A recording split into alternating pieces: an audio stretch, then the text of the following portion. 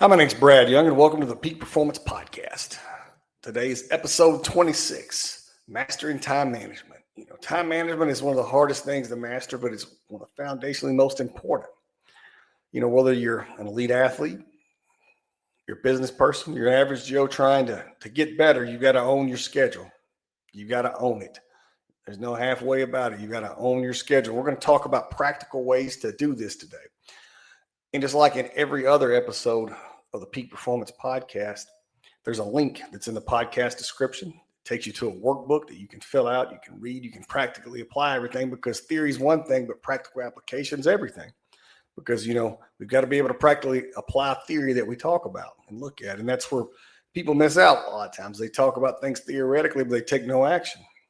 They take action, but they don't follow any theory, and so misguided action is just as bad as not utilizing the theory, but people don't get that. So what we're going to look at today is simple ways to control your schedule, how you can work better during your best hours, cut out time-wasting activities, and build good habits that prevent burnout. And burnout is something that's real, and it happens on a regular basis because people don't manage their schedule. These are the people that are always in a big hurry. They're always running around. They don't manage their schedule right. They always say they don't have enough time, but they're just not managing that schedule. Because you got to think about it. Time management matters more than most anything, because time is your most limited resource. You can't get more time. Once that time's gone, no matter what you've done in those 24 hours, it's gone. And so we got to think about it that way. We all got the same amount of time every day. It's just how we utilize that time. How you utilize it, affects what you get done, how you feel. If you're making good decisions, you feel great. You've got energy. If you're making bad ones, you don't. Because there's a lot of, challenges to time management. People feel too busy. But at the end of the day, you're not managing your time right.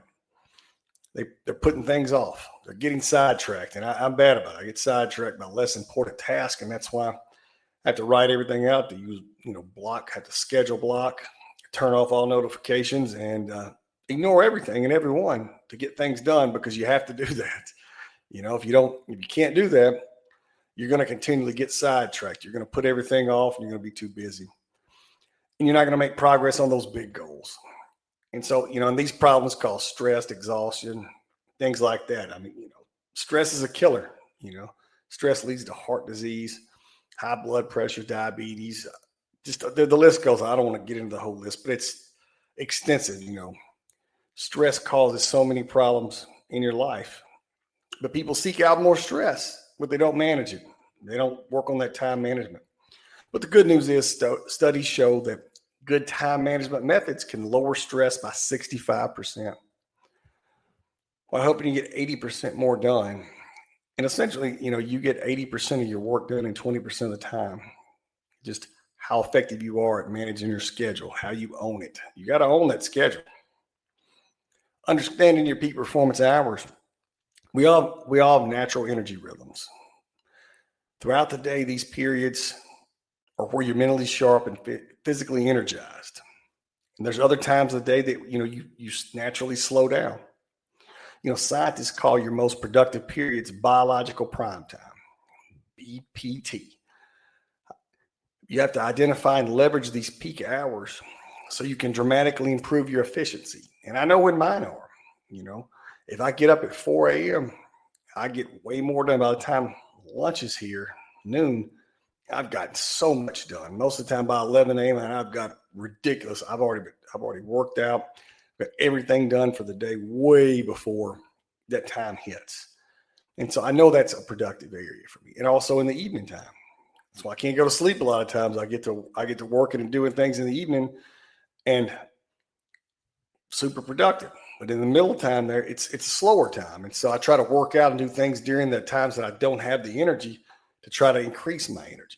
And so I've been trying to experiment with that here recently as I'm changing up my schedule. Everybody changes up their schedule from time to time, and I'm trying to figure out ways to exercise and do things during the times that I'm not as effective, to be able to increase my productivity. But, when you think about these these patterns aren't just your personal preferences. They've been hardwired into you biologically. When you look at your circadian rhythms, most people experience energy peaks late in the morning and early in the evening with a natural dip mid-afternoon. And that's pretty much what I just described for myself. And so when you think about it, you got early peaks in that late morning. And so you're peaking right through there. You can get so much done. So what slows you down? Lunch. People go eat large lunches. They eat things they probably shouldn't eat. Zaps that energy. And so then their afternoon, it gets slow. They can't recover. And then all of a sudden, early evening, they're ready to go. And that's why you work so many hours. But you just have a natural dip in mid-afternoon. But, everybody's patterns are different. It's based on genetics and your lifestyle. So if you work third shift, it's different for you. But, when you start to identify your productivity pattern, track your energy, focus, and mood at hourly intervals 1 week. Take a whole week. Every hour, write down your energy, your focus, and your mood. And you'll start to identify patterns, because every day you're going to start to see, patterns develop. And you understand yourself a lot better. That's why I write so many things down.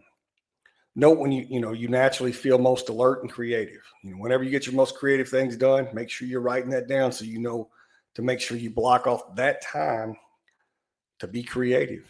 You identify patterns in your productivity fluctuations. So you got to see when your productivity fluctuates. And I know when mine does, they'll figure it out, because peak performers, they figure these things out and they're able to utilize the best hours to make themselves the most productive. You schedule your most important work during your peak hours. So when we start looking at prioritizing and planning effectively, and set SMART goals. They're specific, measurable, achievable, relevant, and time bound. So these are specific goals that you can measure, you can achieve. They are relevant to what you are doing, and they are time bound so that you have a certain amount of time. Now, I do this on a regular basis. I'll pick out a specific goal. I'll make sure I can measure what I get done. I'll make sure that it's going to be achievable. I can get it done during that time frame. Make sure it's relevant to what I'm doing, and give myself a time. It works. You can also look at the Eisenhower matrix. You categorize tasks into 4 quadrants: important and urgent, important and not urgent, not important and urgent, and not important and not urgent. And once you create this matrix, you can put your task into these categories, and then you know how to go about your tasks. You can also look at the one thing, the most important thing you have to get done. It's something, I write down every day. What's the number one thing I have to get done? But I already talked about time blocking. You assign specific time blocks to different types of work, including focused deep work, meetings, email breaks, things like that. And so I pick my most productive time to get the most I can out of whatever the work is that I got to get done. And then other things that are not important or not as important, I get done during the other times. Pretty simple. If you block out and you can get way more done in blocking out 3 or 4 hours than people get done in 8, 10, or 12 hours, because their productivity dips throughout the day. It dips, and their energy dips, and then people get tired and burn out, and then, it's just downhill from there. It happens to everybody. But, you create your own burnout. So when you start utilizing these techniques, you'll be able to cut that out. And you can create a daily top 3. The 3 most important tasks you got to get done, and get them done. Write them down, get them done. Eliminate your time wasters. The average professional loses 2.1 hours a day to distractions and interruptions. That's a baffling number. You also lose 5 or 6 hours to your phone. So, you're losing a lot of time right there. And so that 2.1 hours probably has to do with your phone, but I'm sure it's interruptions and things like that, because it takes time to get back. And we're going to talk about that in a second. But, when you identify and you eliminate these time wasters, you can reclaim 500 hours of production a year, which is 12 weeks, just on those 2.1 hours a day that you lose. And so figuring out ways to eliminate these. Like me, I turn off notifications. I have no ringing. I mean, you can't call my phone. I mean, you can call it, but I'm not going to answer. You just have to leave a voicemail. I'm not going to answer a text. I'm going to answer nothing during that time because I have to get it done. Because if I get off, my day gets out of hand, and I want to get everything done because I have so many things that I have to get done in a day. But disable notifications from email, social media, all those things, because studies show it takes 23 minutes to refocus after an interruption, which is unbelievable. 23 minutes. And so when somebody walks in your office and distracts you from what you're trying to get done, 23 minutes, you're going to lose. You got to limit times in your meetings. So if you limit meeting times, you can reduce the frequency, the duration by setting clear agendas.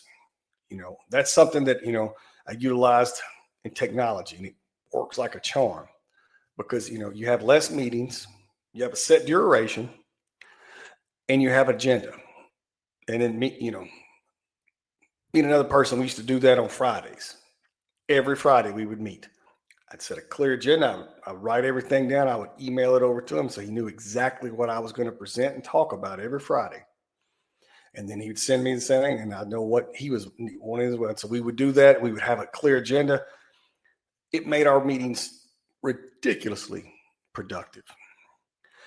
Another thing is invite only essential participants to meetings. And this is one of my pet peeves because you'll go to meetings, like a lot of companies, they just have meetings to have meetings. And they want everybody in there. And you always have people that distract, and they try to take over the meeting. They talk, and they start getting way off track. But if you use timers, you can keep the discussions on track. It happens all the time. It's terrible. You lose so much money by doing that. It's the same thing with people too, though. You got to limit it sometimes. You got to put a timer on, because if not, they'll suck your whole day out. They will take your whole day. And so I have to watch that, be mindful of that, because I have attention deficit disorder. So it's hard for me to concentrate as it is. And so I have to work out and do things. And if I get sidetracked for too long, it takes me even longer to get back where I need to be. Automate repetitive tasks. I use AI for a lot of tasks that are, easily repeatable. They don't require a lot of thought. I can give, it can help me make a list. It can help me do different things that are, easily repeatable. But, you can also use it for bill payments, email filtering, data entry, and, and schedule management. It's easy. You can automate your schedule, go in, done. Delegate everything effectively. And then we're going to talk about the Pomodoro technique, which is structured focus. It was developed in the late 80s. And I'm not going to get into all the research about it, but it can increase productivity up to 40% while reducing decision fatigue and improving overall work quality. And so what you do is you take a task to focus on. All right. Make sure it's going to take your full attention. You set a timer for 25 minutes and you work on that for 25 straight minutes. Then you take a 5-minute break. You repeat the cycle. It's simple, but it works. And it keeps you from, working too long and losing that productivity, your decision fatigue, things like that. It's like today, I've not been consistent like I need to be. And now I'm getting fatigued. And so, it happens to everybody, when, once your schedule gets a little bit off, it's hard to catch back up. And so we have to focus, work 25 minutes. It's a good way to do it. But, maintaining consistency through habit building. You can start with micro habits. Small things like that take you 2 minutes to do, like planning for tomorrow. Or like me, like here in a little bit, I'm going to spend 2 or 3 minutes writing down everything that I've did today, everything I've accomplished. I've got some new tools that help me identify different sections of the day, different things from my phone, and different things that really help. The updated iOS is really nice, but you make it to where it's so small, the micro habits, that you won't miss them. You'll be able to really build the right habits, because if it takes 2 minutes, it's nothing. You can write these things down, then you go back and review them tomorrow, but you have it. Create environmental triggers. Set up visual reminders and environmental cues that prompt you, to improve your time management, to start that routine automatically. Something I like to do is put my workout clothes in my doorway. And so when I wake up in the morning, what I immediately do before I even leave my room, if I don't go jump into the ice bath, put on my workout clothes and I get moving. I'd rather get in the ice bath first, but sometimes I know. And so, you have those environmental triggers. Track your consistency. Maintain a visual record to where you can, create, habit streaks and things like that. There's an app I have that's called Habits, and it's very good at that. I mean, it tells you, what your habits are, how consistent you are, etc. And the same thing with some of the notifications that I get from my smartphone and smartwatch about my activity level. It tracks it. It tells me what my heart rate is, of having patterns of less or more steps a day, sleep patterns, etc. And then you can build an accountability system. Share your goals with others or use apps that require check-ins and things like that.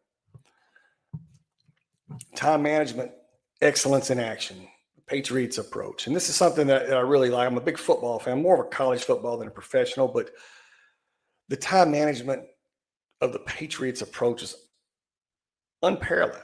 I mean, this is elite time management, which translated to exceptional performance because they never had the greatest athletes, the best players, but they were always the best prepared. They had great time management. So the key principles: meticulous planning. Every minute of practice was pre-planned with specific objectives. It's kind of like I was talking about the agenda earlier. You have that agenda, you have it pre-planned, boom, boom, you hit your objectives and you go. They did situational preparation. They regularly did drills for time critical game situations. And so that was being situationally aware and prepared is something we all need to be doing. We need to be able to be ready if we have to do that pitch, if we have to go speak, if we have to do whatever, we need to be ready. And so we got to manage our time so we're ready because, you may be called on to do something, do a 30-second introduction, 10-second introduction, 20-minute speech. You got to be ready. You got to have those situations down. Clear priorities.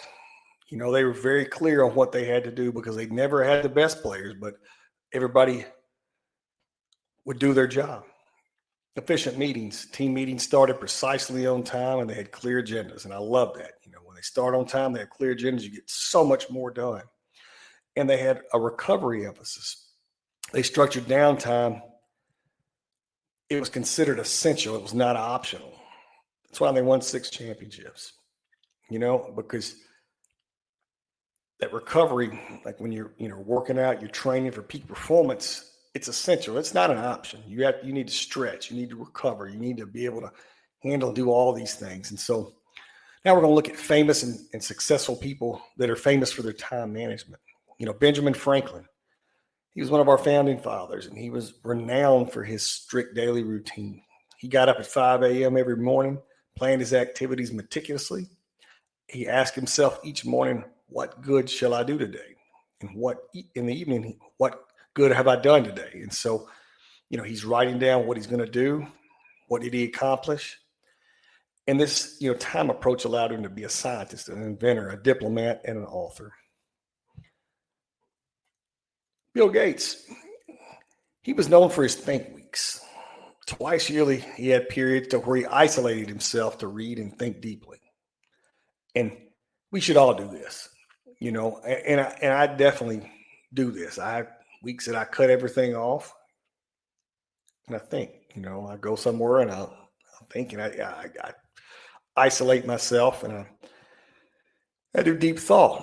I don't have any distractions. Don't answer the phone. Don't answer nothing, nothing.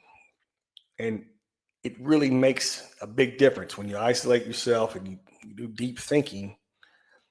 You gain so much insight because you don't have the distractions of the world around you. You're managing managing that time wisely. One of the last things we're going to look at is what we've already talked about. But when these high performers, when you look at peak performance, they time block. They allocate specific blocks of time with tasks. Zero multitasking during these periods. During this time block, you do what you say you're going to do. Warren Buffett and Cal Newport are famous practitioners who credit much of their productivity to this technique because they time block. Warren Buffett reads a ridiculous amount, which is why he is one of the world's richest people, most successful people in the world, because he blocks out time and he reads every single day. He studies, he understands everything that he's buying. He knows when to sell because he reads and he understands patterns. But your morning routines. Apple CEO Tim Cook gets up at 3:45 a.m. He said, he attributes this to his productivity and his consistent morning routine that sets the tone for the day. And so when we look at, all these things, the next thing to do is take action. And so, you need to set goals, and that's going to be in the practical application section for this week. Things like track your energy levels for 5 days. Do it hourly, and you find out what your peak performance times are. This month, you can implement a daily planning routine, morning or evening, just implement it. And then long term, you think about incorporating technology tools that complement your workflow. Look at the technology tools that are available, see what can complement your workflow, because at the end of the day, time management is one of the most important things, because you only have so much time and you need to get things done in the most effective manner. So you're not burnt out, so you're not exhausted, so you're not, you're not working all night. I was dealing with people recently and they claim to be working all night, all the time. I mean, well, then you are not managing your time at all. You're not being effective. Once you get past a certain point of exhaustion, I mean, your productivity goes to be so nothing. It's just not ever going to improve. You can set yourself back days and weeks if you're not careful. But anyway, my name's Brad Young, and this has been the Peak Performance Podcast. Thank you for listening.